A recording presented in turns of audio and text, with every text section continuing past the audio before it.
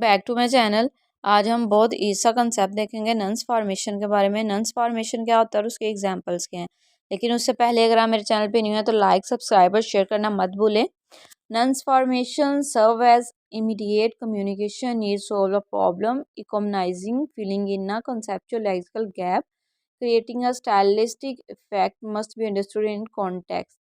अब नॉन्स फॉर्मेशन क्या होता है कि हमारे पास जो कम्युनिकेशन के दौरान जितनी भी हमारे पास प्रॉब्लम्स होती हैं, जिन प्रॉब्लम्स को सॉल्व करने के लिए हमारे पास जो कंसेप्चुअल लेक्सिकल गैप होता है जिसको हम क्रिएट करते हैं स्टाइलिस्टिक अफेक्ट्स के थ्रू, वो जो भी इफेक्ट्स को अंडरस्टैंड करने के लिए हम क्या करते हैं, एक कंटेक्चुअल अंडरस्टैंडिंग बिल्डअप करते हैं। वो जो हमारी कंटेक्चुअल अंडरस्टैंडिंग होती है किसी भी टर्म्स को, किसी भी फ्रेज को, किसी भी पैराग्राफ को अंडरस्टैंड करने के लिए, वो हमारे नंस फॉर्मेशन कहलाते हैं।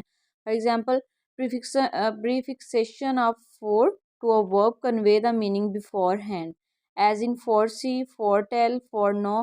Without noticing already, we would use verbs such as for sellers, for peers, TSL used for suffering in the wasteland।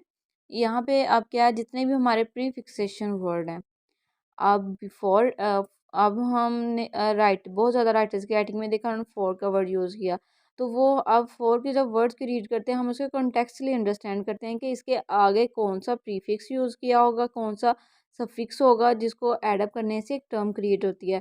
तो वो जब हम किसी भी वर्ड्स की कॉन्टेक्चुअली हम उसको एक माइंड सेट बनाते हैं, तो वो हमारा नॉन्स फॉर्मेशन कहलाता है, यानी कि प्रीफिक्सेशन ऑफ द वर्ब्स।